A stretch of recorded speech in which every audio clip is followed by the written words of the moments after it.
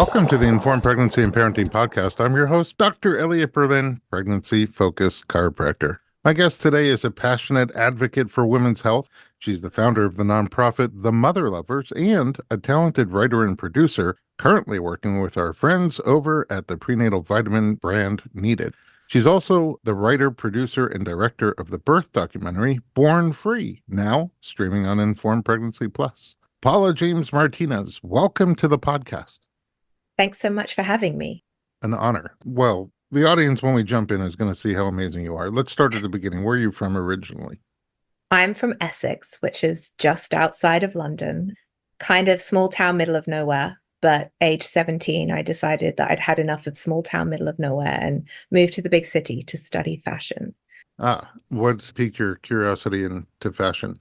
I think I just liked this idea of glamour and creativity and storytelling. And at the time, magazines still existed in all their glorious form. So it really felt like a world in which you could weave dreams. I think, unfortunately, that's changed a lot over the years, but I had the last days of that particular disco. I mean, cool. The end of an era. Yeah, Go out with a bang. And were you a fashion kid? I was a very aggressively stylish child. My poor mom, I had to wear specific clothes all the time. Thankfully for her, we have school uniform in the UK, so she could at least ship me off to school in the same outfit every day. You lucked out. But yeah, I think it definitely came from some strange innate. My dad was a banker. My mom was a dentist. There was definitely no fashion in my background. It was just a strange innate dream that I always had. Oh, a recessive gene. Exactly. Somewhere deep back there. After you studied fashion, what did you do with it? I actually dropped out of school because I got a job at Dazed and Confused, which was the coolest magazine in London at the time. And I started working at 19 as assistant to our publisher and had some wild, very fun years going to the Ritz in Paris and going back and forth to New York and kind of like learned everything on the job. And at the time, they were like, well, you're young, you can do the website. No one else wanted to do the website at the time because it was this strange throwaway thing in 2009, 2010, or whatever it was. So I started building a website from scratch. And by, I think, 22, 23, I met a French gentleman called Olivier Zam, who I think Gorka magazine in New York called either the best or worst human being in New York. He was very French and very fashion.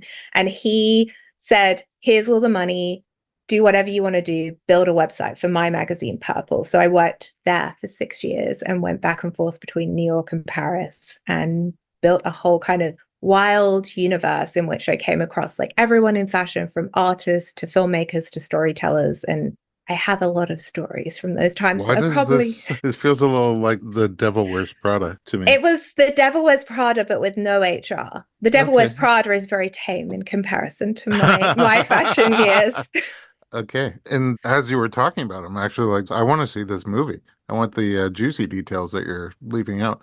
There's something technically in the works right now, but we'll see how that comes out. It's in development, let's say. Okay. Well, hopefully it's one of those things that'll get out of development on the right side of it. Okay. So all that magazine stuff, what brought you to the States? A job. I was headhunted to become the fashion director of Refinery 29, which at the time was the biggest fashion website in America. I was 25 and I had a staff of 30 people and I had no idea what I was doing. And it was kind of a baptism of fire because it was also that meeting of like, they were also a technology player and they had a very different kind of corporate structure to the wild freewheeling Parisian world that I'd come from. But I learned a lot, and I learned a lot about America, and I learned a lot about storytelling, and I learned a lot about talking to women. And I think that's really where everything that I've done kind of stemmed from. Was I realized all I've done my entire life is tell stories to women that women can kind of relate to and understand. I feel like I can relate and understand to your story. I mean, broadly, absolutely. That was my niche in terms of like being a magazine editor. I hope everyone likes my stories. I just think you're a great storyteller. And who wouldn't relate to your stories? So Refinery 29, and then it just kept growing from there. What happened next? Then very uncareer woman of me fell in love with a man who lived in California. And I was at kind of a strange crossroads as well at that point in my career. I was like, I don't know if I want to do this for the rest of my life. Like, I very much grounded my career on like, we can talk about lipstick and we can talk about politics and we can talk about sports and we can talk about the environment all at the same time. And not everyone necessarily wanted me to do that all at the same time, and definitely would prefer that I talked about shoes. So I think I was having a bit of an identity crisis at the time. So coupled with the falling in love, I was like, I'm going to move to California and reinvent myself in the age-old cliche that I am. I wanted the horoscopes.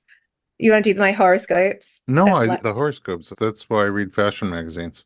for only the horoscopes? I mean, Well, Susan Miller is my go-to, to be honest. But this is good deep intel from the inside. For some reason, there's a lot of girl power in my house, and when the mags are around, that's what I turn to. I wonder what's going on with my horoscopes today. the guiding principles, I think it's nice to just hear what the universe thinks is in store for you. Yeah. And then California, how did the reinvention go? The reinvention went well. I guess I didn't have a plan. I've never really had a plan in life. I feel like my life has been a series of happy accidents and joyful moments and less joyful moments, I guess. And I ended up making a book called Voyage d'études, which I don't really know why I made at the time, but it was about a scrapbook of America. And I just started telling my journeys across America, and that sold in Barnes and Nobles and Bookmark at the time. And I made a whole issue and it came out, and that was fun. And then I was like, okay, I've done this. I don't know what I'm doing next. And I started consulting for brands. And then I found out I was pregnant, which kind of threw a spanner in the works of my reinvention. Like, found out total accident? Yes. Because even now you sound surprised. I think I'm still surprised. My now husband and I had probably been dating for about 7 months at the time. So it was a very surprising time. Ah, okay. And how did you take to that surprise? I think, in all honesty, I was like, he's a really good guy and I can handle this, whatever happens, and he'll be a really good dad. So I'll just give it a go and see what happens. And I was like, this is either going to work out really well or he's going to be a really good co-parent someday. Well, you sound happy, so it seems like another happy accident in the path It of you. worked out. Yes, he's still here. He's still around. We're still pretty happy. We got married when my daughter was, I think, 8 months old. She attended the wedding. So Oh, it was a bit messy to start, but we course corrected. now you do all sorts of interesting things. You have a nonprofit, the Yeah. Mother Lovers. You've made this film, and you're still working with brands. Yeah. I want to find out about everything, but I think we'll start with your pregnancy and birth experience, see if there are any happy accidents over there, and we'll do it when we get back from this quick break. Don't go anywhere.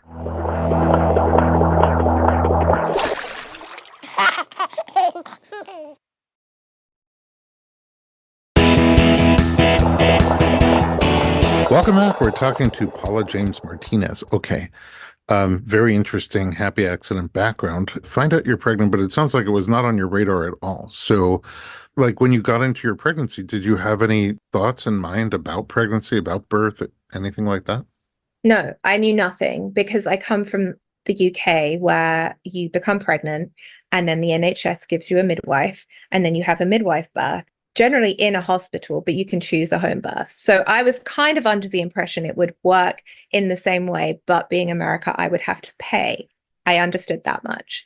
But I didn't really understand the whole thing. So my husband was like, well, you need to find an OBGYN. And I was like, I guess she will give me a midwife. So I went to an OB, and I was already kind of running late in the entire process because I found out, I think, around 8 weeks because we hadn't been trying. And I was like, then trying to find this appointment, then trying to find the good doctor.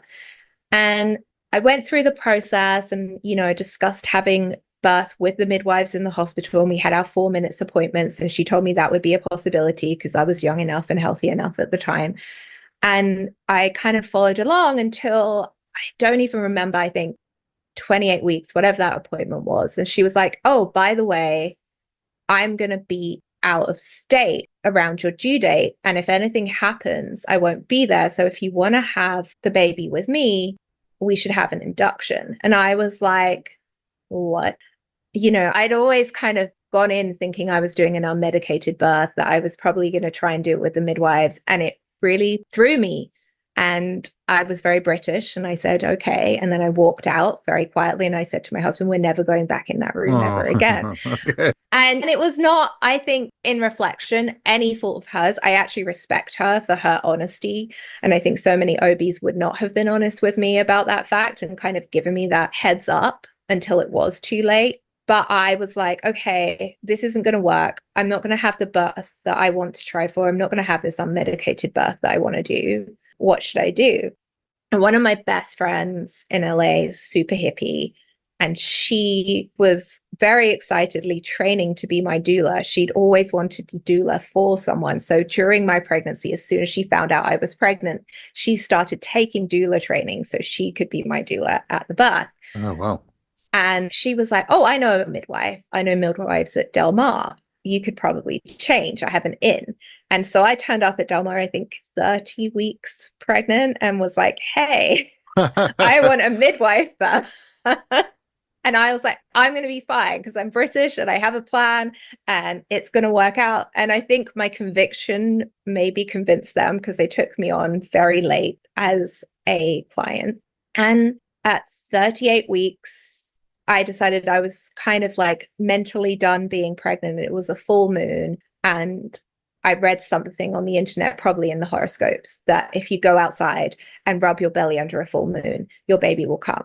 And so I did it. And then I went to bed and I was watching a movie with my husband and my waters broke, but still no contractions, nothing. And then after like half an hour, I was like, these feel quite bad.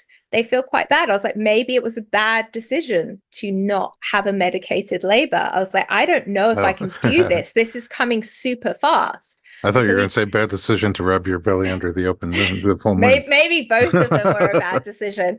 And I started timing them. And they were pretty fast, but I was like, maybe I'm timing them wrong. We called the midwives and she was like, well, if you feel like you need to come in, you should come in. And I was like, I think I need to come in. This was probably about, I think my waters broke at around 11:30. We got to Del Mar by about 12:30. And then I was just very quiet. I'd done hypnobirthing and all I could remember was she told me to hum. So I didn't make any noise apart from humming. And I breathed. Like a deep hum? Like a deep hum. And I was very, very internal, apart from the point that I don't remember, but apparently I thanked everyone for coming for my birth. And I was sorry. You gave an Oscar speech. Okay. Exactly. And I was like, I'm very thankful for you all being here and sorry it's the middle of the night. So polite. Which my husband said was the most British thing I've ever done. Yeah.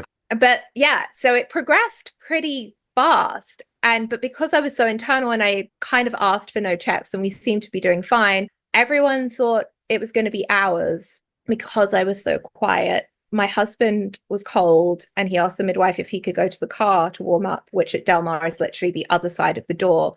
So she said, yeah, it's going to be a while. Just go and sit, turn on the heating. I'll call you if anything progresses. Because I was very in it with my doula. My husband did not exist in my birth. His only job was to DJ Hawaiian lullabies in the back corner. And that's all he did. He was perfect at that. You could probably even do that from the car. Where were you laboring? I labored in the tub for a while. And then they were concerned about the baby's heart rate. So they brought me out of the tub and I was laboring over the side of the bed on my hands and knees, just holding my doula's hand.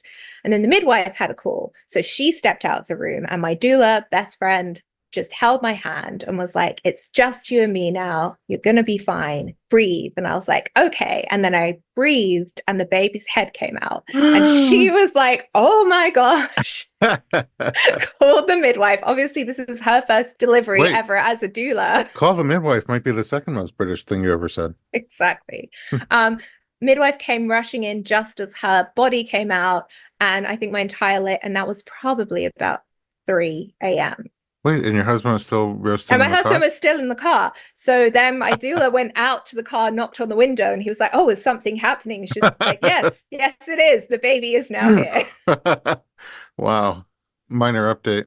Yeah, exactly. So that was my kind of semi-wild birth story. I think I had 2 cups of tea and then I went home and we ordered breakfast burritos in the car on the way home to meet us at the house. And my husband was like, I've been to longer dinner parties than this. And now we have a newborn. And that was your first birth, Yeah. the one that's supposed to take forever. Was that also the doula's first birth then after training? Yeah. Yeah. Wow. What a way Exactly. to start a career. I know. So it was a really like odd birth in the sense that it was nothing that anyone had told me it would be. That, like you said, they were like, it's first birth and it's going to take a really long time and you should mentally prepare yourself for all of this time. And my husband had made lentil soup, I think, for me to eat at the birth center because we were going to be there for 48 hours as we all understood it. And he was like, no one ate my lentil soup. Yeah, Wow. First of all, I told you the horoscopes will point you in the right direction. exactly. Look at that. Exactly. You have no idea how many people listening to this are going to be out under the next full moon, rubbing their bellies, wanting this birth story.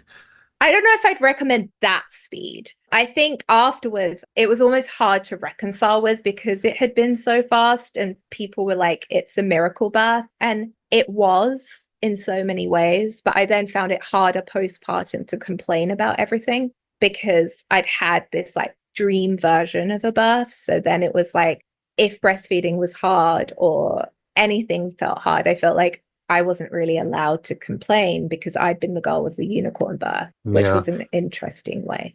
Did you feel like it was too fast in the moment? Like, whoa. Because sometimes I that think happens, like a train moving through you in a I way think that, it did feel too fast. Yeah. yeah, it's hard for people to imagine a birth being too fast. But there's a whole mind-body experience. And when one's moving faster than the other and they're out of sync, it looks disorientating and just very intense. No, and I think that whole like moment, as Laurie Bregman says, like opening of the portal and the crossing over from maiden to maid, like that happened like that, and so I was suddenly just like, and I think my daughter kind of felt quite alien to me for the first 2 days because it had been so fast that I didn't have that mental time to like be like, okay, she's coming, she's making her way into the world, she's Yeah. here. Yeah, the mind needs time to catch up. So was breastfeeding difficult? How was postpartum? Breastfeeding was kind of difficult, but it was this strange British upper lip, like stiff upper lip thing where I was like, I'm just going to make it work. And I remember day 4 when all like, they say the tears come and the milk comes. And I was like, it's not working. And I was like, I just need YouTube. And I watched like 27 YouTube videos on how to breastfeed back to back and tried every single way. And by the end, it was kind of working. And which is not something I recommend to anyone. I'm like, actually get a lactation consultant. Do not watch 27 YouTube videos on how to breastfeed and try every single technique. On reflection, it would have been better to get a lactation consultant. And then after that, I had crazy oversupply. Like if a baby would look at me in the grocery store, I would like just milk would just like pour out of my boobs for like a really long time, which also was like an odd thing because again I couldn't complain about that because so many people struggle with the supply and I was like a milk cow. Yeah. Look, everybody has their own struggle. It could be too much or too little of anything. Yeah, so I So, think I had a lot of abundance, which obviously is an insane privilege. It was just, I think I found that part a little hard to reckon with because it felt like I had to be happy about everything all the time. yeah, that's hard. It's a different kind of hard. After your birth and postpartum experience, is that when you started working on the film? Yeah. Well, that was part of this like same thing of like I had to be happy all the time, but also the recognition that I did have this abundance. And at the same time during my pregnancy, I had another friend who did not necessarily have the resources that I did, who was not as aggressive as I was as a journalist to push back against a doctor who was not British, who all the things. And she ended up having an induction, which went to an emergency C-section and she bled out and she almost died. Oh my And goodness. I remember sitting there like 3 or 4 months postpartum being like, was I a unicorn? And was it just luck? Or were there certain things about my privilege and my birth story that happened because of my privilege? And that's when I went down the wormhole of the maternal mortality statistics in the United States, which at the time, this was like 2017, it wasn't in the news in the same way. It hadn't risen to a 4 in the same way. So really, the whole idea of the film kind of came from me questioning, was it all just good luck? Or was there something more to the fact that I'd had this great birth experience? Had you made a film before? No, I'd made like 4-minute fashion films for Armani or Gucci or all of the things. And I remember telling my husband, I was like, why does no one know about this? Why does no one know you're 50% more likely to die than your own mother in childbirth? I was like, these statistics are insane. No one knows. And I was like, I didn't know. And I'm supposed to be this women's magazine journalist who knows all of the things about women's issues. So what should I do? And he had been a film producer in one of his many past lives. And he was like, well, you could just make a film. And I remember calling a producer friend who I'd known forever, going, can I just make a film? And he was like, well, you could go to film school for 4 years and spend a lot of money, or you could make a film and also spend a lot of money, but you'd have a film at the end. And so he was like, you'll pretty much learn as much making a film as you would going to film school. So I just started, and it was a really interesting experience because the film was such like a heartfelt piece, not just from me, but I think from everyone involved, from everyone who helped fund it. My entire crew on Born Free identified as female, from my VFX to my attorney to my DPs to my editor. And it was like, the more we all collectively learned about the issue, the more passionate everyone got for it, and the more everyone wanted to make it work and make this something important. There's a lot of passion there. And like you said, I think even though technology sort of came in and has a way of improving things, the statistics got worse. And only in the US, which was another part of this equation for me that felt very odd as a British person going, well, the maternal mortality rate's gone down in the UK, but it only costs the National Health Service $1,500 per birth. So why are our... That's what I'm saying. We here in the US throw so much money at it, which, seemingly in hopes of making things better, and it was getting worse. So to have that realization, it's not just, statistics on paper, it's actual lives. And then when you start that little fire and keep adding gasoline to it with people who are either directly or indirectly affected, but all women, I can't imagine, the passion and the energy that went into the film, which hopefully made up for the lack of film school. No, it did. It was a very everyone held my hand a lot because they wanted to make it work, Yeah. I want to take one more break, and when we come back, find out more about the film itself and how it came out and has been received. And then also your nonprofit, the Mother Lovers. We'll be right back.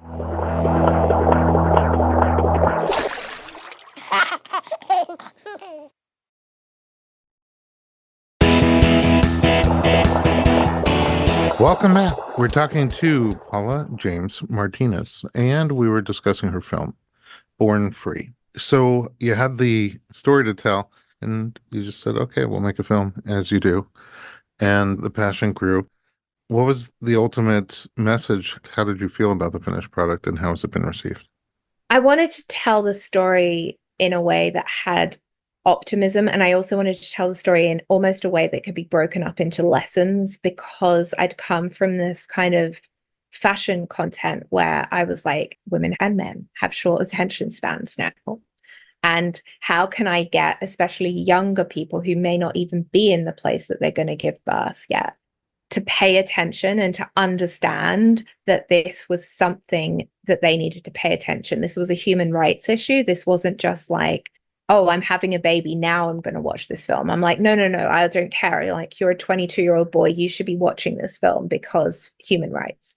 So as I unpacked it, it was very much about the society that's caused this to happen as much as the stories within the hospital. It was like the big story of what it means. To me, it's kind of like the canary in the coal mine for how we value women in society is how we value women in birth. So to me, it was kind of a reflection of what was happening for women in America at the time.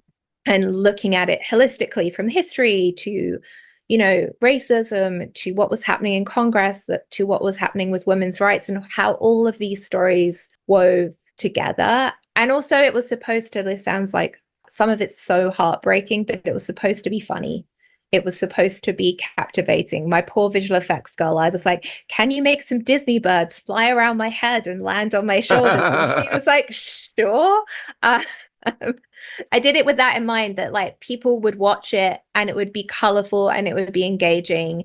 And even if you knew nothing or cared nothing about the subject, it would kind of hold your attention. Yeah. And the style of the film is quite unique and entertaining, especially for the genre. Yeah. And I think that was surprising, I guess, for a doc. And I remember having serious doc friend producers being like, it's not like super heavy and heartbreaking. And I was like, Charles's story is heartbreaking. There's definitely stories in there. Charles is one of the fathers who lost his wife in childbirth. I actually sit on the board of his nonprofit for Kira. And he was a really passionate figure. And I definitely left space for those sad stories. But I was like, we need people to pay attention. And if it's just gut wrenching the entire time, I think it's going to be really hard to hold people's attention. And that was also the fashion girl in me, that I was like, it's got to look shiny and it's got to look pretty and it's got to be fun and it's got to be colorful, because that's how you get people to pay attention. Yeah, what an interesting blend of elements. And I was going to say that I think that was the other part of this all coming together that even I had discounted. I was like, fashion people get a really bad rap, but they were kind of like ride or die on this. So many people from the fashion industry went to bat. Like Chanel donated the money to do our New York premiere. Oh, And not wow. because it made sense for Chanel as a brand, but because the women of Chanel understood this was a really important issue. And, you know, Goop did the same thing for us in LA. And like there was just so many people who came in, or I have a favor, I have a friend at CAA, or I have this person. There was like connections that were baked in from all my magazine years that I think helped me make the film in a way that I didn't realize was going to happen. That's amazing. And obviously, from that perspective, the reception's been good. How is the feedback and impact? I think the feedback's been great, actually. It's really odd when you make something like that because you put it out in the world and then you see the people at the premieres, but half of those people you know anyway, and they're not going to be rude to your face. But it's those moments when I get like a random message on Instagram of someone who's watched it on Amazon or some other, like, you know, and they're like, this really changed my life, or I didn't know I could do this, or I was outraged. Every single one of those individuals are like, the most important feedback I get, because I was like, that might be changing one person's birth story, or that might be changing one person's trajectory. And if I can do that for one person, that's really vital. And we've also gone out and we have impact producers and we've gone to colleges and universities and trying to kind of like start this conversation in a much younger That way. is so critical because people get so far along into pregnancy, just like Yeah. you know, in their 20s, 30s, and beyond, and still don't really have any idea of what the options are, choices are, pros and cons. That's amazing. And also, every time you affect one person, you affect many people because it's that person and Yeah. their baby and their family, and that baby will then have babies. So it's perpetuating. Do you have other films? It's funny because everyone's now like, make another documentary. I'm working on a project that hopefully I can talk about soon, but it's wrapped up in studio development scariness, but that's actually about fashion.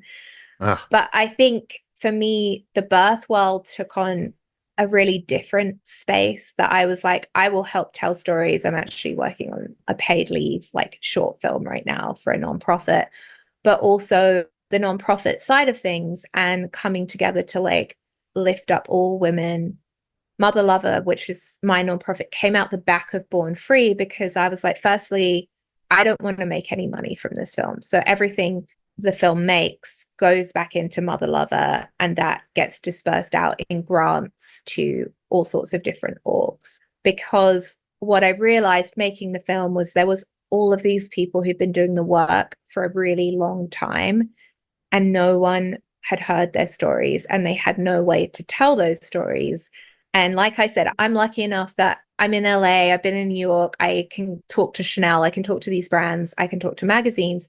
These people can't. So to me, Mother Lover was like the funnel in which I could take some of that money or take some of that recognition and then throw it back out to the people who really need it. That's more fantasticness. It really just snowballed. Yeah.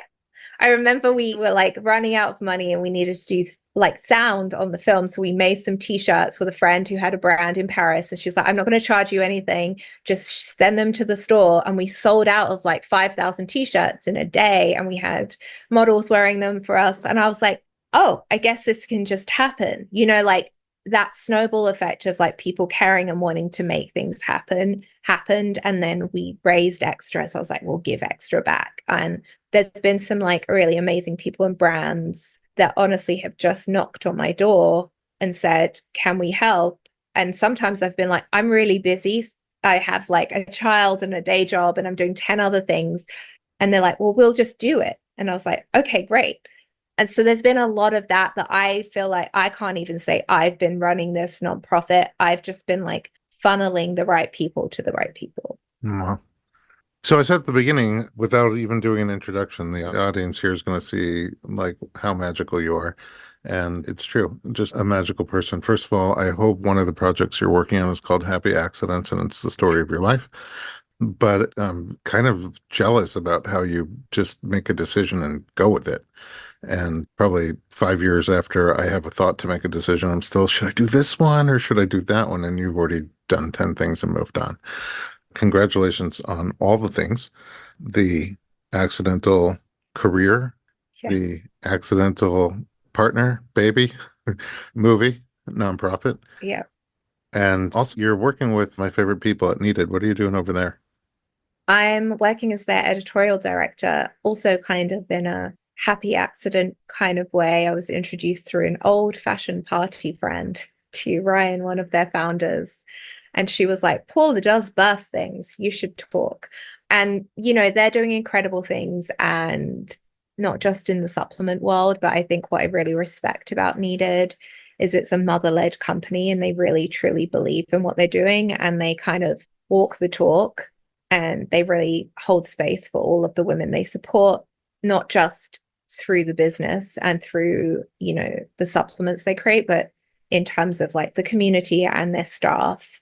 And it's a really kind of great magical place to be in the sense of, people have calendar holds that say no nanny after 2 p.m. And that's just part of the company culture. So to me, that's how we make the change, is to work with companies and support companies and businesses that actually live what we need for mothers in this country. Yeah, I think sometimes you can't tell from a product, it's just a bottle with Yeah. a product. And even if it's a great product, you don't know what's happening behind the scenes.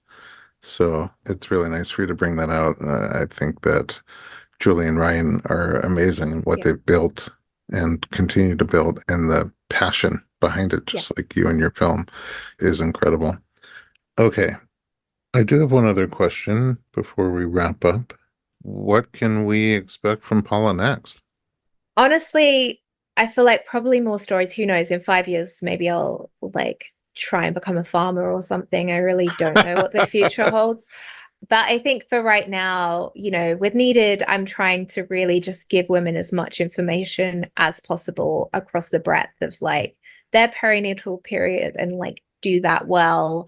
I'm trying to tell stories that feel real and honest for me. As I said, I'm working on a scripted project too. I'm working on a YouTube project with Ruma Willis as well, which we will soon be able to talk about, which is also in the parenting universe. She's the crunchy to my scrunchy mom.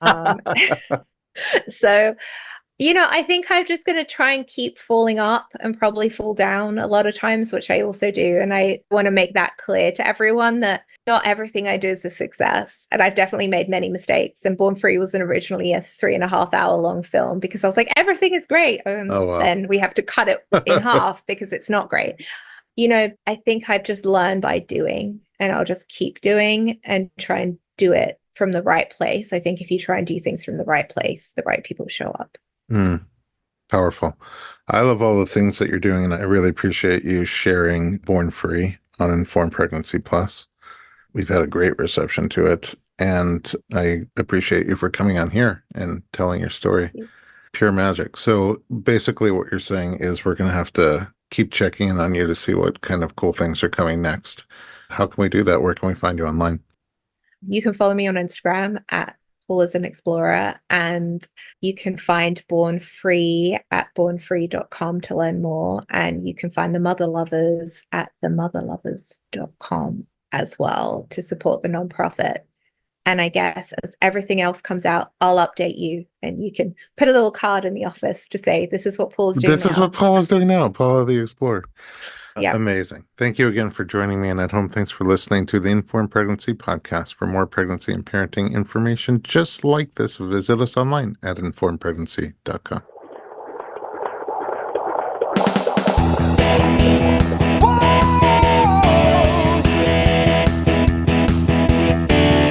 Doctor, give me the news. I got a